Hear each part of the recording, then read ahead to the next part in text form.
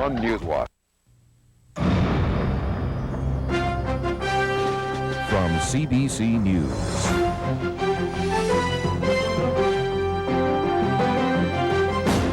Tonight, the native standoff signs the end is near.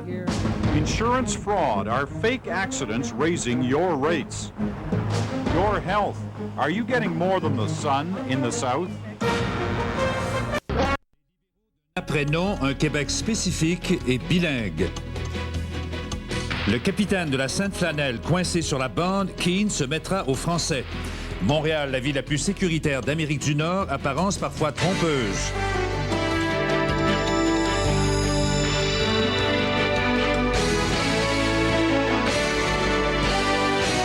Le téléjournal avec Bernard de Rome. Bonsoir, mesdames et messieurs. Daniel Johnson, le chef du Parti libéral du Québec, n'a pas mis de temps pour s'en dissocier très vigoureusement. Il reste qu'il y a un document qui est pas très loin, forcément du comité d'orientation constitutionnelle du parti, et dont nous avons obtenu copie et qui donne un aperçu de ce qui se discute chez certains libéraux québécois et de ce qu'on pourrait demander après une victoire du non au référendum pour que le Québec adhère à la Constitution canadienne. Des éléments qui ressemblent à Meach, pas une société distincte, mais plutôt une société spécifique. On évoque l'abolition du Sénat, mais ce qui surprend surtout, c'est cette proposition d'un Québec bilingue. Christine Saint-Pierre nous présente le document.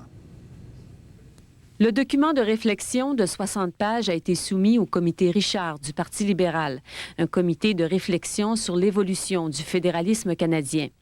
Il s'agit de la Charte des droits et libertés et de la Constitution canadienne entièrement revue et corrigée.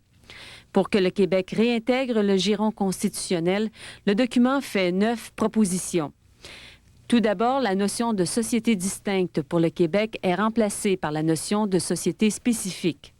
Le document prévoit pour toutes les provinces des pouvoirs accrus en matière d'immigration. Il garantit la compétence exclusive en matière de culture. Également, il garantit une compétence exclusive des provinces en matière de main-d'œuvre, mais l'assurance chômage demeure de compétence strictement fédérale. Le projet de constitution encadre les dépenses fédérales et impose une limite au pouvoir fédéral de dépenser. Il reconnaît le droit de retrait avec pleine compensation financière et un veto sur les changements aux institutions fédérales. Finalement, le nombre de juges à la Cour suprême du Canada passerait de 9 à 11, dont 4 qui proviendraient du Québec. Enfin, il prévoit l'abolition du Sénat. Mais en échange, le document propose que le Québec fasse une concession majeure, qu'il renonce à son statut unilingue français et qu'il devienne une province officiellement bilingue. L'Ontario et le Manitoba deviendraient elles aussi bilingues, comme l'est déjà le Nouveau-Brunswick. Daniel Johnson a immédiatement réfuté le document. Moi, je peux dire que ça n'émane d'aucune instance du parti, aucun comité, aucun groupe de recherche, aucune commission, aucune sous-commission ou qui que ce soit qui peut prétendre parler pour et au nom avec un mandat du Parti libéral du Québec. Quant à revenir sur le caractère français du Québec, son commentaire est clair. Le français est la langue officielle du Québec. Ça a été adopté par la loi 22 en 1975. Ça fait 20 ans. Pas de recul là-dessus. Fin de la citation. S'il représente un courant de pensée au sein du Parti libéral, il y a de sérieux doutes que ce document aurait pu franchir toutes les étapes avant de se retrouver dans la plateforme du parti. Mais c'est la deuxième fois que le Parti libéral doit réfuter des documents qui émanent de son comité de réflexion sur le fédéralisme canadien. Christine Saint-Pierre, à Québec. Québec toujours et ce débat sur la question référendaire. Depuis le début de la question, il y a une semaine, Daniel Johnson a deux cibles. D'abord, que le mot « pays » soit inscrit dans la question. Ensuite, que le gouvernement apporte des précisions sur l'offre de partenariat avant que les Québécois ne soient appelés à se prononcer par référendum. Et ça a continué aujourd'hui, le compte-rendu de Gilles Morin. Dans un débat serré comme celui sur la question, chaque camp tente d'exploiter les failles de l'adversaire. Les ajustements opérés dans la stratégie du camp du non entre Jean Chrétien, Lucien Robillard et Daniel Johnson font le délice des péquistes. Le ministre Jacques Brassard s'est servi de cet incident pour extrapoler sur ce qui pourrait se produire, selon lui, si le non l'emporte. Ça symbolise de façon exemplaire ce qui doit arriver des Québécois dans le Canada de Jean Chrétien. Taisez-vous! À genoux, prenez votre trou. En réplique, les libéraux ont voulu faire oublier cet épisode en s'en prenant une fois de plus à la démarche vers la souveraineté. Ce qu'ils nous proposent, c'est un saut en bungee, Monsieur le Président. Et on ne sait même pas après quoi on est rattaché. La seule certitude qu'on a, c'est qu'on ne reviendra jamais aussi haut qu'on est parti. Le député de Châteauguay a d'ailleurs proposé un amendement à la question afin d'y ajouter le mot « pays ». S'il est accepté, le début de la question se lirait ainsi. Acceptez-vous que le Québec devienne un pays souverain? Et je considère l'amendement comme étant recevable. Le débat en est à sa 3e journée. Le chef de l'opposition est revenu à la charge pour exiger du premier ministre qu'il dépose les détails de son offre de partenariat qu'il se propose de faire au Canada, advenant une victoire du oui. Déposer ici sa proposition de traité avec le reste du Canada. Le premier ministre offre toujours la même réponse. L'offre est basée sur le projet de loi sur l'avenir du Québec. Son leader parlementaire a été plus explicite. Déposez-nous donc le traité. Ben, le traité, on va le déposer, mais qu'on l'aille signé quand on sera entendu. Pour l'instant, c'est une offre formelle de négociation et d'entente sur ces sujets. Les chefs des camps du oui et du non ne croiseront pas le faire uniquement à l'Assemblée nationale. M. Parizeau et Johnson ont tous deux accepté de participer à un débat télévisé durant la campagne référendaire au mois d'octobre. Gilles Morin, à Québec. À Ottawa, la rentrée parlementaire va se faire lundi, une session hautement référendaire, s'il n'en tient qu'au Bloc québécois, quitte à délaisser quelque peu ses préoccupations d'opposition officielle. Lucien Bouchard, lui, évidemment, il ne le souhaite pas, mais M. Bouchard n'écarte pas la possibilité que le non puisse l'emporter, auquel cas, précise-t-il, que ça ne signifierait pas la mort du mouvement souverainiste, loin de là, dit-il. Les observations de Daniel Lheureux. Les députés du Bloc québécois préparaient aujourd'hui leur rentrée parlementaire de la semaine prochaine, eux qui se sont promis de faire de la question référendaire la première à l'ordre du jour des communes. L'opposition officielle sera référendaire et ça n'empêchera pas de se prononcer sur des dossiers autres, mais disons que l'avenir du saumon sockeye du Pacifique ne sera pas au centre de nos préoccupations. Je le traiterai comme le dernier combat. Mais on est déjà bien loin du jour où, il y a 10 mois à peine, Lucien Bouchard disait que le prochain référendum allait être son dernier combat. Aujourd'hui, il est plus nuancé. Il semble bien que les combats, c'est jamais fini. Si le non devait l'emporter, le chef du Bloc se soumettra au verdict populaire, mais la question souverainiste ne sera pas morte pour autant, dit-il. Il y aura d'autres référendums. Moi, je ne peux pas prévoir quand, mais je dis que c'est inévitable que ça arrive. Ça arrivera dans 10 ans, ça arrivera dans 20 ans, ça va tout le temps être là. Puis le Canada sera ingouvernable. Autrement dit, si les souverainistes perdent, ils vont se plier au résultat, mais vont dire « à la prochaine ». Mais si le oui devait l'emporter, même par la peau des dents, avec 50 % des voix, le résultat sera irréversible, dit Lucien Bouchard, qui n'admettrait pas qu'Ottawa puisse songer à organiser un référendum de reconsidération. Absolument pas. De quoi le fédéral se mêlerait s'agissant de l'avenir du Québec? Le fédéral n'a absolument pas la légitimité pour mettre ses sabots dans le champ de l'avenir du Québec. La semaine prochaine, aux communes, le Bloc québécois va donc tout faire pour tenter d'entraîner Jean Chrétien sur le terrain référendaire, avec l'espoir, évidemment, de le voir trébucher. Mais la stratégie du premier ministre fédéral ces jours-ci, c'est de jouer à recevoir les chefs de gouvernement étrangers. Hier, c'était le premier ministre d'Irlande, aujourd'hui, celui de Singapour. Une façon pour Jean Chrétien d'être à la fois visible tout en ayant l'air d'être au-dessus de la mêlée. L'exercice comporte toutefois des risques, comme on a pu le voir quand un journaliste a demandé à Jean Chrétien s'il trouvait que Singapour se débrouillait bien économiquement depuis qu'il s'est séparé de la Malaisie. Embarrassé devant son visiteur, Jean Chrétien n'a pu que louanger la performance de Singapour. Daniel Lheureux, à Ottawa. Dans quelques instants, au point, les policiers du Canada demandent le rétablissement de la peine de mort. Faut-il relancer le débat? Nous allons aussi dans l'État de New York où la peine de mort vient tout juste d'être rétablie. Chrétien says he's not worried about the imminent fight in the House of Commons. It will be fun. In the middle of a referendum with a... It will be even more fun. Lucien Bouchard's uncompromising tone hit the money markets, and analysts are blaming his hard line for a drop in the dollar of more than half a cent. They say Canadians can expect this kind of volatility all through the referendum campaign. Julie Van Dusen, CBC News, Ottawa. In Quebec, some potential damage today to the Federalist campaign. A document said to be a Quebec Liberal Party working paper suggests the province become bilingual. Tom Kennedy now on a sensitive issue. The leader of the Federalist Forces, Daniel Johnson, just minutes after he heard about it. I have no idea where it came from. And here's what he's talking about, a constitutional working paper that is supposed to be from Johnson's party. Among other things, it proposes that Ontario, Manitoba, and Quebec join New Brunswick as officially bilingual provinces. Any political leader here knows that suggesting Quebec become anything other than a French-only province would be political suicide. And Johnson disowned the idea instantly. Oh, for the last 20 years, Quebec has been a society where French is the official language. This is it. That's our position, always has been, and will in the foreseeable future forever remain so. The document is supposed to have been leaked from this Liberal committee. For months, it's been trying to come up with a new constitutional position. It is a delicate task. At Liberal conventions in the past, the constitutional issue has divided the party, costing it both members and support. And in Quebec, when you put constitution and language together, it can be a volatile mix. Consider the case of Mike Keane, captain of the Montreal Canadiens, a hockey player. Nothing to do with politics, right? Except this week, Keane was quoted as saying he didn't think it necessary to learn French. Suddenly, he was at the center of a controversy and had to respond. There's an article that came out yesterday, I guess, that said that Mike Keane won't speak French. That's not the case. I think there's a big difference. I don't know how to speak French. That's how sensitive the language issue is, and the last thing the Federalist Forces need right now is to get dragged into it. The origin of this document is still unclear, but the fact remains it is out there, and at the very least, it's going to sidetrack the Federalist Forces, just as the referendum campaign is getting underway. Tom Kennedy, CBC News, Quebec City. Still ahead in tonight's news.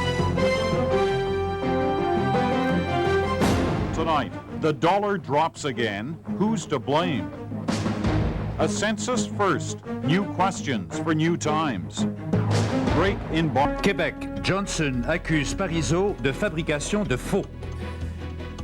Grève de 24 heures dans la moitié des cégeps contre les compressions projetées de Québec. Progrès significatif en Bosnie, le siège de Sarajevo sur le point d'être levé.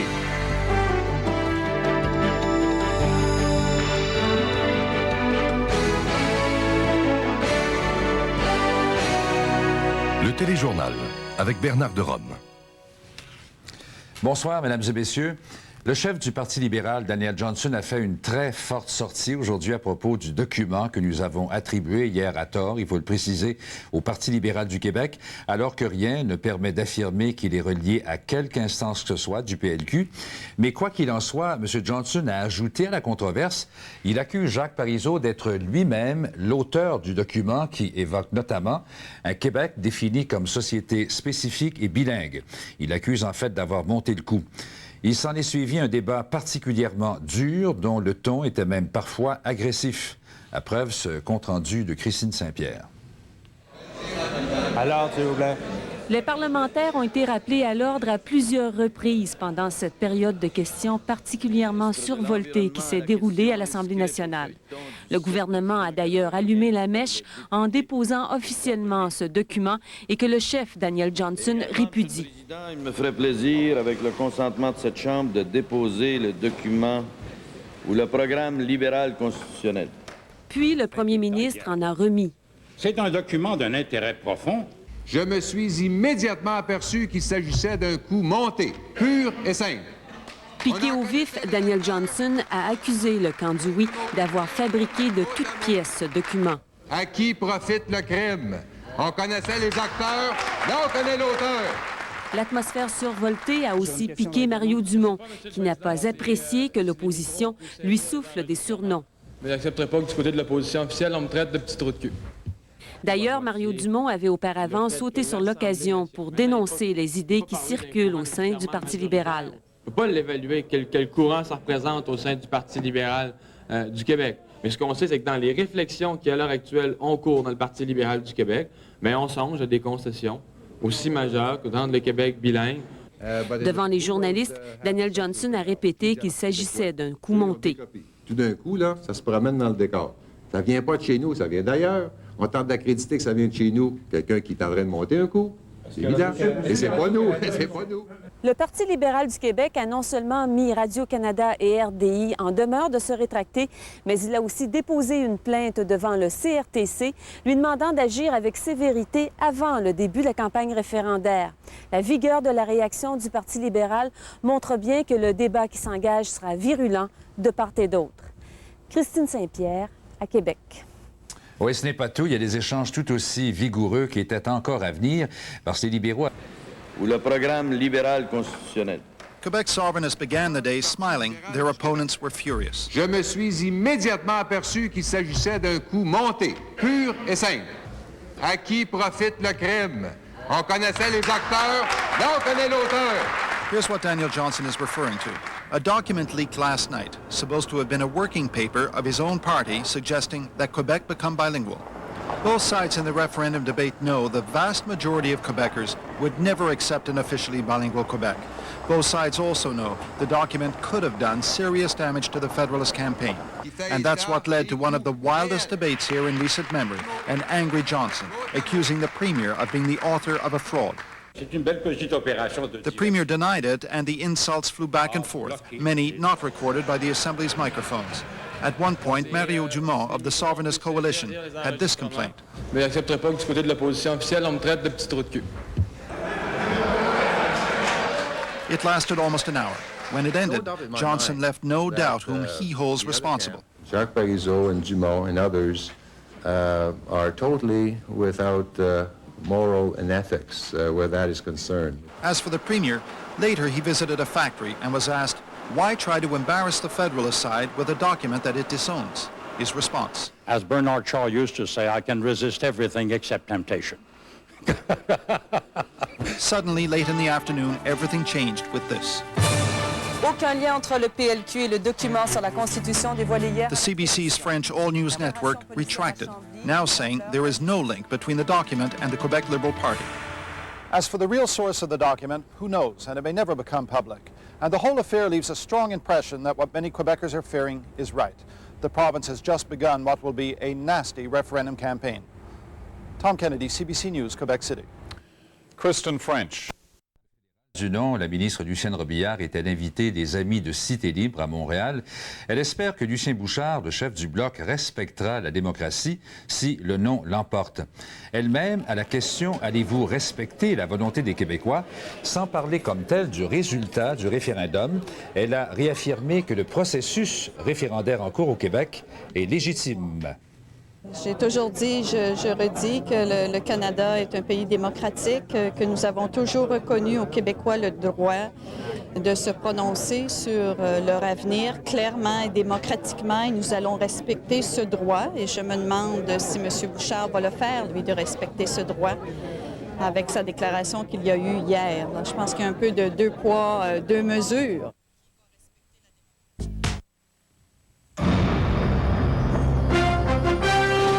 From CBC News.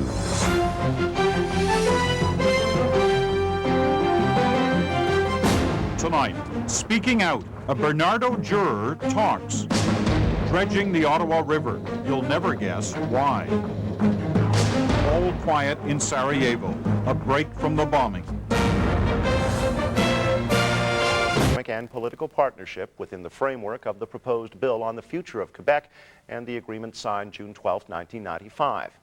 45% of all those asked said no, and 37% said yes. 12% were undecided, and 5% wouldn't say what their answer was. The poll has a margin error of plus or minus 3.5 percentage points, and it's accurate 95 times out of 100. Some analysts has jumped out to an early lead in Quebec's referendum campaign. Just over 1,000 voters were interviewed by the SOM organization for Radio-Canada and the newspaper La Presse. 45% of those asked said they would vote no. 37% said they would vote yes. 18% were either undecided or refused to answer. The poll was carried out over 5 days after the referendum question was released on September the 7th. A more immediate poll by Léger and Léger had put the two sides almost dead even. Our reality check tonight is on what happens after the referendum. What if Quebecers vote yes to sovereignty? Could Ottawa say no? Here's the CBC's Paul Adams. It came in a scrum. So casually, some people are still wondering if it is government policy. We always said that the Quebecers have the right to express themselves about the future of Quebec in Canada, inside or outside Canada. And we are in a democratic country, so we'll respect the vote. Ottawa's minister for the Quebec referendum seemed to be saying if Quebecers say yes to sovereignty, Ottawa will accept their verdict. But could Ottawa recognize Quebec as a sovereign country and negotiate the terms of separation, even if it wanted to? The answer is that's not entirely clear. To begin with, how could Jean Chrétien, himself a Quebecer, represent the rest of Canada in negotiations with his own province? It will give the appearance of Quebecers negotiating with each other, and you need a representative really for the rest of Canada, and that's the fundamental problem. There is no representative for the rest of Canada. There's no one with either the legal or the political authority to conduct these negotiations. Constitutional scholar Patrick Monahan says Chrétien would need a mandate to negotiate, perhaps through a national referendum or a general election. It's an idea Preston Manning has already raised publicly. I would say that if an election was in order to clear the air. But even a national vote wouldn't necessarily resolve the question who speaks for the rest of Canada. And legally and constitutionally, the provinces would have to be party to any deal that would be negotiated with Quebec, whether it be 7 provinces or 10 provinces. Experts disagree how many provinces would have to approve Quebec's separation for it to happen constitutionally. But everybody kind of... But even if all the premiers approved, some of them would be legally required to hold referendums back in their provinces. That, of course, is how the Charlottetown Accord was killed, at the ballot box. If Quebecers voted resoundingly for sovereignty, then legal and constitutional obstacles probably wouldn't keep them in Confederation. But if the sovereignists won narrowly, it might be a different story. The Chrétien government might try to use those obstacles to slow or even stop the march to sovereignty. Paul Adams, CBC News, Ottawa. Le sondage, il pense que si le Canada anglais a la certitude de voir le non triompher au référendum, ce n'est pas par excès de confiance. Cette certitude, selon les libéraux fédéraux, traduit l'attachement des Canadiens hors Québec à l'endroit des Québécois.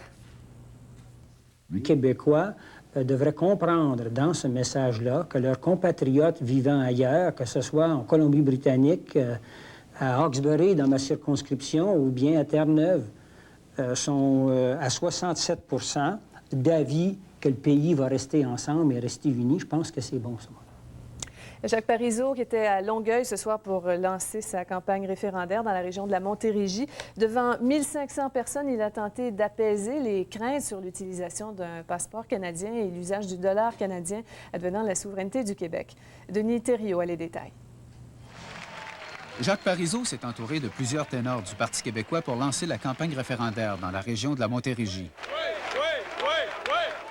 Le premier ministre a profité de l'occasion pour commenter le sondage qui révèle que la moitié des Canadiens sont en faveur d'un partenariat économique et politique avec un Québec souverain. Dans mesure où on vote oui, c'est évident que de l'autre côté, ils vont faire comme nous, ils ne sont pas plus vindicatifs. Puis après ça, les intérêts partent. Jacques Parizeau affirme que personne ne peut empêcher un Québec souverain d'utiliser le dollar canadien, même si 60 % des répondants à ce sondage sont contre. Et là, ça ne sert à rien, là encore, de nous faire peur. Nous sommes les détenteurs, les propriétaires d'une bonne partie des dollars canadiens en circulation. Dans nos poches, dans nos sacs à main ou dans nos comptes en banque, on est propriétaire de ce monnaie-là. Quant à la double citoyenneté des Québécois et l'utilisation du passeport canadien... Hey, ça va avoir l'air fou s'ils amendent leurs doigts pour dire « La double citoyenneté est autorisée à l'égard de tous les pays du monde, virgule, sauf le Québec, point. » De quoi ça va avoir l'air? Jacques Parizeau a également dénoncé le chef du camp du non, Daniel Johnson, qui a affirmé qu'un oui au référendum ferait augmenter les taux d'intérêt hypothécaires. À chaque année, à chaque scrutin, on finit par leur dire « Mais allez cessez de nous traiter comme des caves. Hein? » Le comité du oui veut que les Québécois saisissent au plus tôt les enjeux de ce référendum. C'est pourquoi il vient de faire publier à 3 millions d'exemplaires le préambule sur la souveraineté et l'entente tripartite citée dans la question. Et pour être sûr que tout le monde comprenne bien, l'entente est disponible en français, en anglais, en cri, en inuit et en braille. Denis Thériault, TVA, Longueuil. Cela dit, les 3 chefs souverainistes seront réunis pour la première fois demain soir sur un même plateau de télévision depuis la signature de l'entente du 12 juin. Qui a mené qui vers ce qu'on a appelé le centre? On s'en rappelle même pas. Monsieur Bouchard, non, mais c'est vrai. On s'en rappelle même pas. On avait un objectif. Messieurs Parizeau, Bouchard et Dumont seront les invités de l'émission L'Événement sur les ondes de TVA à 22h. Avec l'animateur Stéphane Bureau, ils vont aborder des enjeux de la campagne référendaire et commenter l'alliance qui unit le Parti québécois, le Bloc québécois et l'Action démocratique. Dans le bon sens, Monsieur Bouchard. The vast majority of Canadians outside Quebec want the province to stay in Canada. But if Quebecers choose to leave, most think they should also leave their passports and the Canadian dollar behind. 86% of those questions say they don't want Quebec to separate. But if it does, 70% say Quebecers shouldn't be able to keep their Canadian citizenship or passports. And 60% don't want a sovereign Quebec to keep using Canada's dollar. The survey was conducted by CROP, La Presse, and the Toronto Star. 750 adults were questioned between September 7th and 12th. Quebec Premier Jacques Parizeau tonight dismissed the findings of the poll. He was speaking at a rally for the yes side in the referendum. Parizeau said an independent Quebec will have its own passports, but he said he sees no reason why Quebecers shouldn't be able to keep their Canadian passports and citizenship. Parizeau pointed out that Canada allows people to hold dual citizenship with every other country.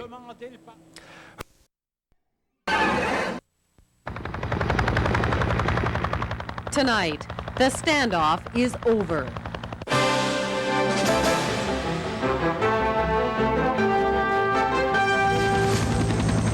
Native protesters leave the camp at Gustafson Lake.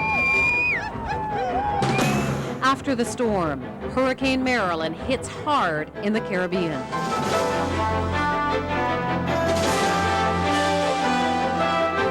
Sunday Report with Wendy Mesley. The No side in Quebec's referendum campaign teamed up today and delivered a blunt warning to voters. They said voting yes could mean throwing away things Quebecers now take for granted. More from the CBC's Mark Kelly. After getting off to a slow start in the referendum campaign, Federalists finally came out in force. 2,000 people in a room full of Canadian flags, an uncommon sight in Quebec, but Federalists are pulling out all the symbols to make their point. A yes vote will automatically cut all ties between Quebec and Canada. On vous demande de prendre votre passeport canadien.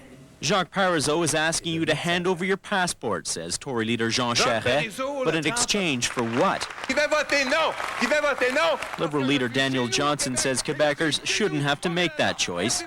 Take pride in being a Quebecer and a Canadian, he says.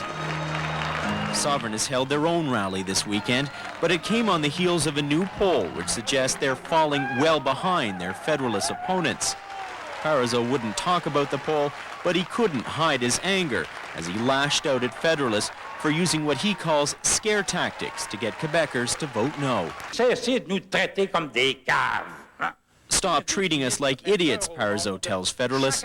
The fear-mongering has gone too far. Despite the poll, sovereignists say the fight is far from over. And everywhere I go, what I feel is enthusiasm, and we'll fight it. We'll fight it. But brave words alone can't bury a bad week. The sovereignists were kept on the defensive and then hit with the poor poll results. There are only 3 days of debate left here at the National Assembly, and clearly they'll need a stronger performance to help boost their confidence and get their campaign back on track. Mark Kelly, CBC News, Quebec City. On s'est entendus tous les trois pour réaliser la souveraineté et pour offrir un partenariat sur le plan économique et politique au reste du Canada. Ça tient dans une phrase. Sur ces deux membres de la phrase, nous sommes d'accord. Et voilà. On peut bien sonder les reins et les cœurs et puis dire « Ah, mais celui-là a l'air d'être plus ancien dans telle conviction. » Le problème n'est pas là. Nous nous entendons qu'à l'heure actuelle, il faut, dans l'intérêt du Québec, réaliser la souveraineté et d'autre part, il faut proposer au reste du Canada, au Canada tel qu'il sera quand le Québec ne sera plus là, un partenariat. Est-ce qu'on peut être plus ou moins souverainiste, M. Bouchard? La souveraineté, c'est pas une religion. Oui, oui. On peut venir à la souveraineté du Québec par plusieurs chemins. Par plusieurs chemins. avec différentes perceptions. M. Dumont insiste plus, lui, sur l'idée que la souveraineté, c'est le seul moyen de faire bouger l'ensemble des rapports que nous avons avec le Canada anglais. Ça n'a jamais bougé autrement.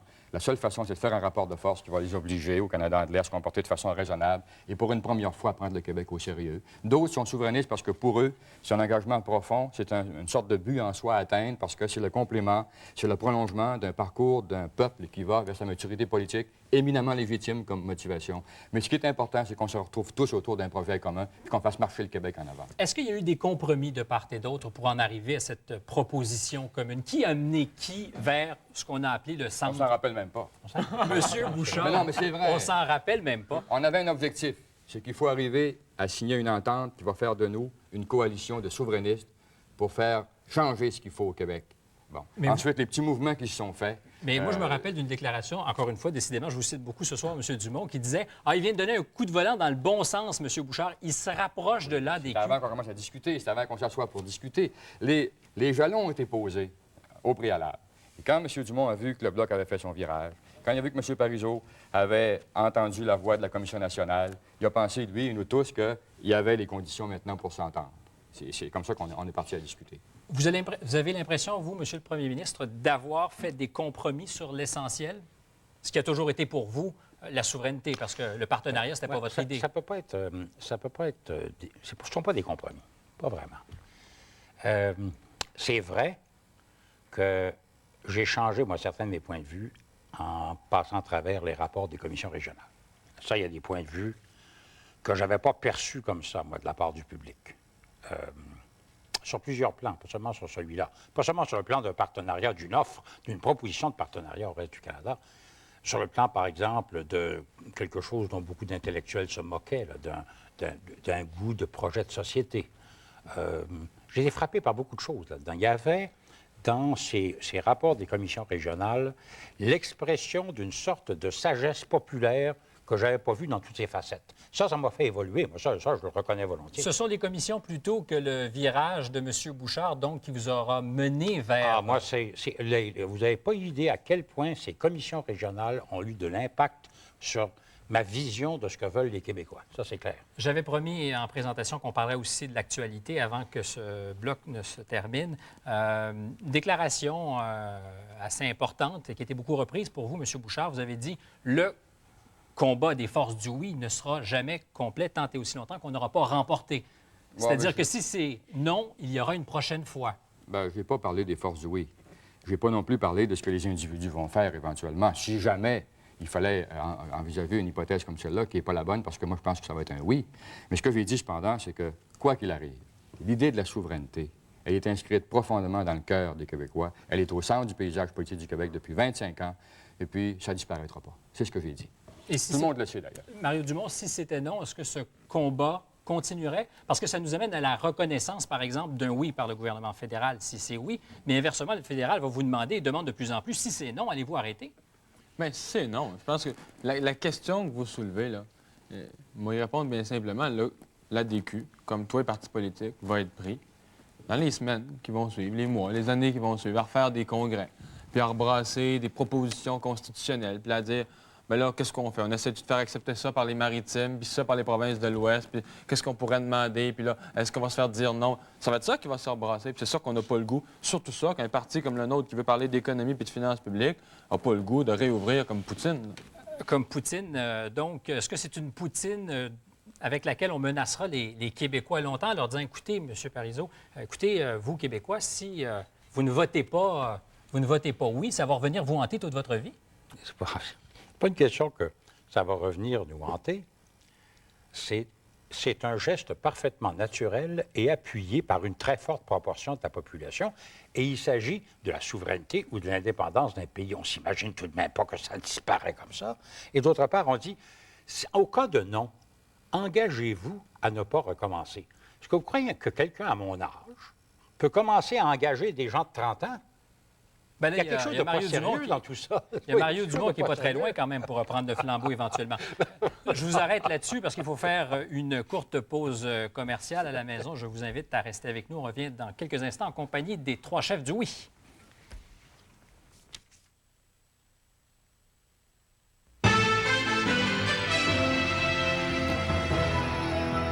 Bonsoir. Un compte-rendu au bulletin de 23 heures du premier rassemblement des forces du non en Beauce qui a réuni 2500 partisans.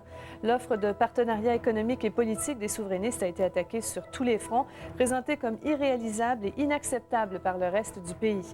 Un projet qui ne sert qu'à noyer le poisson, a dit le chef du Parti libéral, Daniel Johnson. La crise amérindienne de Gustafson Lake en... From CBC News.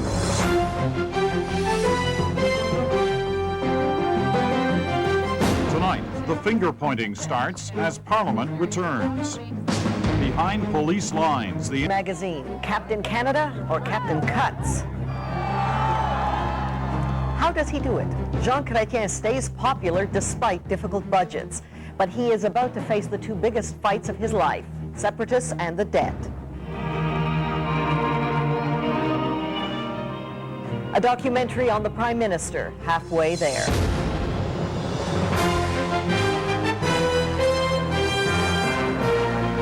The National with Hannah Gardner and Peter Mansbridge. Good evening. MPs returned to Parliament today with one huge question hanging over their heads, the Quebec referendum. The vote will be held in just 6 weeks, and today members from two opposition parties demanded to know whether Ottawa will accept the outcome. Here's our chief political correspondent, Jason Moskowitz. There were no surprises for the government from Lucien Bouchard and other front-bench members of the Bloc Québécois. Sur l'accession du Québec à la souveraineté. The government anticipated being asked if it would accept the result of the referendum if the yes side won. Si oui ou non, les Québécois, si on leur pose une question honnête. The Prime Minister would not give a direct answer. The referendum question, he said, is not clear enough. He said it is too ambiguous. But what a surprise awaited the government from the English-speaking opposition party. Will the Prime Minister make clear that a yes vote means Quebec is on its way out, that a no vote means Quebec is in the Federation for a long haul, and that 50% plus 1 is the dividing line between those two positions? Preston Manning's directness seemed to catch the government side off guard. The Prime Minister didn't try to pretend he liked the question. And they want me, on behalf of all Canadians, to say that with a clouded question like that, with one vote, I will help them to destroy Canada. You might, I won't not, Mr. Manning. Lucien Bouchard took that to mean the Prime Minister wouldn't recognize a yes victory of 50% plus 1. And Bouchard was on the attack. It's very surprising that someone who always describes himself as being a Democrat would, in the same breath, say that he will not recognize a yes vote in Quebec. As for Preston Manning and the Reform Party, another affirmation they have their own songbook for the referendum campaign. In our judgment, the clearer and more stark the line is, the more likely you are that a majority will vote no. It's when you fuzzify it that you've got the danger of people going on the other side. We're not here to parrot their line. We're here to do what's right, and the right thing to do is to accept either result. The government was made to realize when it comes to the referendum campaign, it has two opposition parties to worry about, not just the Bloc Québécois. And it may leave Jean Chrétien wishing for a campaign more like the one in 1980, when the opposition parties in the House of Commons lined up solidly behind the Liberal government of the day. Peter? Well, Jason, I'm sure they wish it was like 1980. Of course it isn't. What is the strategy on the part of the Prime Minister to deal with the realities of 95? Well, the strategy is to be very careful. Careful because whenever he answers a question from Preston Manning and the Reform Party on national unity on the referendum, he always has to remember that the answer is going to be measured in Quebec as well as in the rest of the country. And in any campaign, there's always the possibility of a mistake, an explosive mistake, and that's what Jean Chrétien has to try to avoid. Jason Moskowitz on Parliament Hill tonight. Well, also in Ottawa today. Le ministre Richard Lehir est une fois de plus placé sur la défensive. Cette fois, l'opposition libérale lui demande d'expliquer des contrats sans soumission. Sur la séparation du Québec. Mais, Mme Robillard, ça vous avait fait dire, on vous avait reproché une déclaration à l'effet que les Québécois ne pourraient pas lire des textes parce que devant accompagner la question, il y avait des textes d'entente qui devaient l'accompagner. Ce n'est pas ce que j'ai dit. On vous a fait dire que ce serait trop compliqué pour les gens ordinaires ou monsieur tout le monde. Ce n'est pas ce que j'ai dit, Monsieur Maisonneuve. Est-ce que vous et moi, le samedi soir, devant notre feu de foyer, on lit des textes de projet de loi à la maison? Est-ce que vraiment c'est une lecture que l'on fait tous les jours? Même moi, comme politicienne, ce n'est pas le cas. C'est ce que j'ai affirmé le plus simplement du monde. Alors, pourquoi ne pas avoir rendu les choses claires? Quand vous dites qu'il y a des gens qui nous demandent c'est quoi cette entente-là du 12 juin, alors qu'elle est libellée dans la question, c'est dans ce sens que j'avais affirmé pourquoi ne pas avoir simplement posé une question claire. Mais vous conviendrez avec moi que l'entente du 12 juin n'est pas un projet de loi. Non, non, c'est une entente partisane entre 3 partis politiques. Vous avez raison de le mentionner. Monsieur Morissette de Longueuil, je vous remercie beaucoup. Monsieur Villard de Montréal. Du match. Lucien Bouchard avait tellement promis que la question référendaire allait dominer les travaux des communes cet automne qu'on s'attendait à une confrontation électrisante entre lui et Jean Chrétien. Du premier ministre, le Bloc québécois ne voulait savoir qu'une chose, s'il est prêt à reconnaître la légitimité d'un oui. Je demande au premier ministre s'il reconnaît ce droit au peuple québécois. Les Québécois ont le droit d'être consultés, dit Jean Chrétien, mais à condition que la question soit claire. Une question pas truquée, pas des astuces, pas des virages, une question honnête. Voulez-vous vous séparer du Canada? Preston Manning a voulu en avoir le cœur net. Un oui ne signifie-t-il pas que le Québec sort du Canada? Will the Prime Minister make clear that a yes vote means Quebec is on its way out? Eh bien non, le premier ministre n'est pas prêt à dire cela. Il pose une question confuse et il voudrait que je les aide à détruire le pays. Désolé, moi je ne marche pas là-dedans, dira Chrétien. Si vous voulez que je m'engage à reconnaître un oui, ajoutera-t-il par la suite, il faudra que le gouvernement Parizeau reformule sa question. Je leur lance le défi, le débat n'est pas encore terminé à Québec. S'il posait la question, voulez-vous vous séparer du Canada? Point final. Je dirais, je serais le premier à le reconnaître s'ils avaient l'honnêteté de poser une question absolument claire aux Québécois.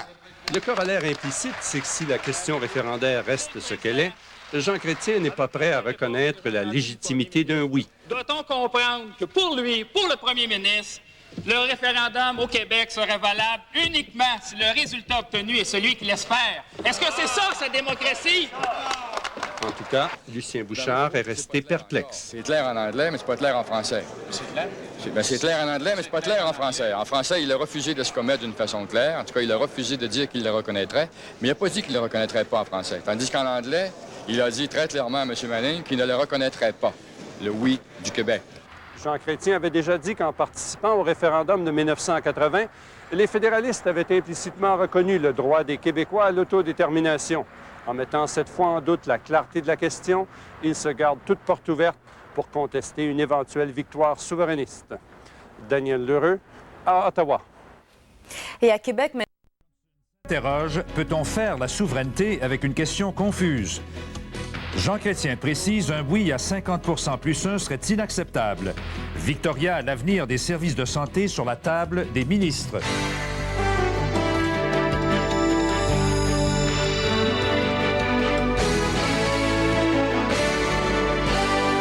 Le téléjournal avec Bernard de Rome. Bonsoir, mesdames et messieurs. Eh bien, les esprits sont échauffés à l'Assemblée nationale. L'incident a eu lieu il y a un peu moins d'une heure, à tel point que le président a dû suspendre les travaux parce que c'était disgracieux, ce sont ses mots. Ce qui est arrivé, en fait, c'est que Pierre Paradis, le leader de l'opposition, a accusé le ministère des Transports d'utiliser les fonds publics pour ordonner au camp du non d'enlever ces affiches qui ont été installées depuis 2 jours, installées depuis dimanche. Ensuite, M. Paradis a fait état d'une note qu'a fait parvenir, dit-il, le camp du oui à ses militants pour les prévenir de poser leur pancarte plus tôt que prévu. Alors, je vous propose de voir un peu en vrac là ce qui s'est passé il y a moins d'une heure. On sert du ministère des Transports pour faire enlever les panneaux du non à la séparation. Pendant que les panneaux sont enlevés, les péquistes reçoivent des directives de poser des panneaux pour le oui. Pourriez-vous demander à l'ex-ministre de la Justice de se désenfler les oreilles et de me laisser parler? C'est disgracieux ce que nous offrons comme spectacle ce soir. J'ai l'autorité de suspendre les travaux et je le suspends immédiatement. Alors, cette nervosité serait-elle due au fait que l'Assemblée nationale est à la veille du vote sur la question? Toujours est-il que le débat continue, toujours aussi vif. Et voilà aujourd'hui que Daniel Johnson, un petit peu plus tôt, a choisi de nuancer sa position sur l'acceptabilité d'une victoire du oui. Parce que jusqu'ici, M. Johnson avait toujours maintenu qu'il accepterait le résultat, quel qu'il soit. Maintenant, il tient des propos qui le rapprochent de la position de Jean Chrétien, du premier ministre.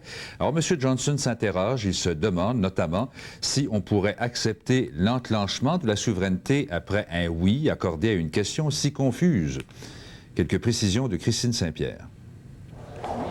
Le chef du camp du non a toujours été très clair sur la reconnaissance du vote référendaire, même serré, ce qu'il a répété aujourd'hui. Alors, tout le monde, le lendemain, accepte le résultat. Il est là. Mais du même souffle, Daniel Johnson sème le doute, parce qu'il rend conditionnelle cette reconnaissance à une question claire, ce qui, selon les libéraux, n'est pas le cas actuellement. Mais quel est ce résultat si les Québécois ne sont pas éclairés sur l'enjeu? Quelle valeur est-ce que ça a d'accepter quelque chose qui a été manipulé? Daniel Johnson dit aussi qu'il n'a pas à commenter les propos du premier ministre Chrétien, qui depuis 2 jours dit qu'il n'accepterait pas de reconnaître un oui faible. M. Chrétien peut dire la façon dont il veut, ce qu'il doit dire. Hein? Il n'y a pas de même mandat. En Chambre, d'ailleurs, le chef de l'Action démocratique a tenté de forcer, mais sans succès, les libéraux à prendre position. Que l'Assemblée nationale réclame du premier ministre du Canada qu'il s'engage dès maintenant à reconnaître les résultats, quels qu'ils soient. Mais les libéraux ont repoussé le débat sur cette motion parce que la question n'est pas encore adoptée. À ce moment-là, on verra lorsque la question sera votée. S'il s'agit d'une question qui est claire, qui est précise. Je constate qu'il n'y a pas de consentement. Une décision qui n'a pas plu à Mario Dumont. Jamais à l'Assemblée nationale, un parti s'est écrasé autant devant le fédéral comme Daniel Johnson aujourd'hui s'est écrasé devant Jean Chrétien. Pour le camp souverainiste, les déclarations sur la reconnaissance du vote ne changeront rien. 50% des voix plus 1 nous met sur du roc solide en termes de démocratie, de droit international, de tradition internationale. Les libéraux estiment que Mario Dumont fait de la tactique et cherche à lancer des distractions dans le décor.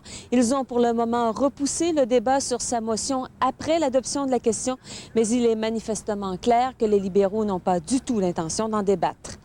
Christine Saint-Pierre, à Québec. Bien, et parallèlement à ça, aux communes, il y a une deuxième journée d'une joute verbale entre le premier ministre et les partis d'opposition. M. Chrétien affirme qu'il serait irresponsable de sa part d'accepter une victoire serrée du oui. Aujourd'hui, c'est Preston Manning qui a provoqué M. Chrétien. À son avis, il faut dire aux Québécois qu'un oui aurait des conséquences immédiates. La discussion entre les deux hommes, d'ailleurs, s'est terminée dans le bureau de M. Chrétien.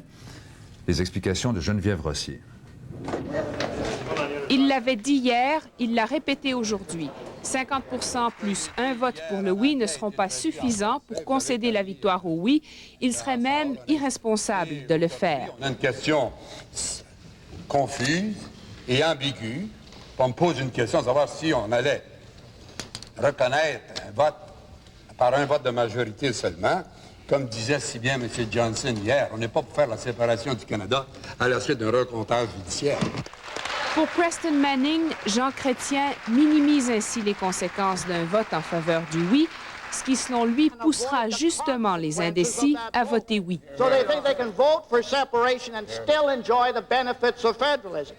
Il dit que le camp fédéraliste devrait plutôt reconnaître la victoire du oui à 50% plus 1 pour que l'enjeu soit clair comme de l'eau de roche.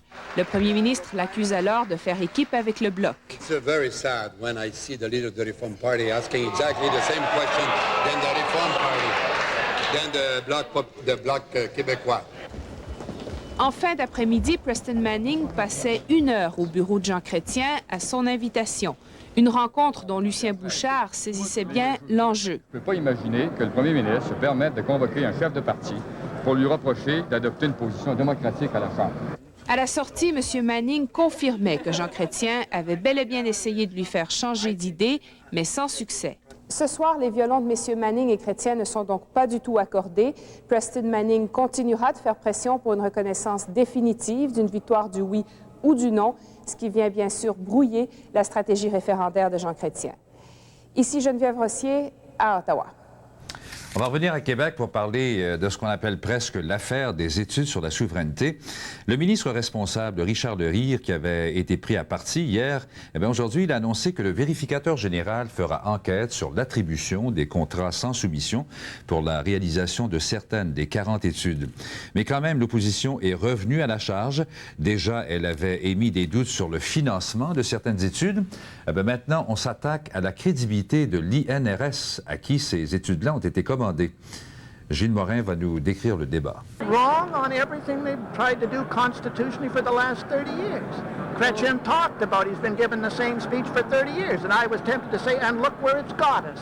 These are these old-style federalists, and this is what young people in Quebec say. It is if all these people have to offer is that old-style federalism is not good enough. After question period, Chrétien went to meet with Manning. They met for an hour. The meeting had actually been arranged last week. When it ended, Manning said they still disagree on many of the essentials.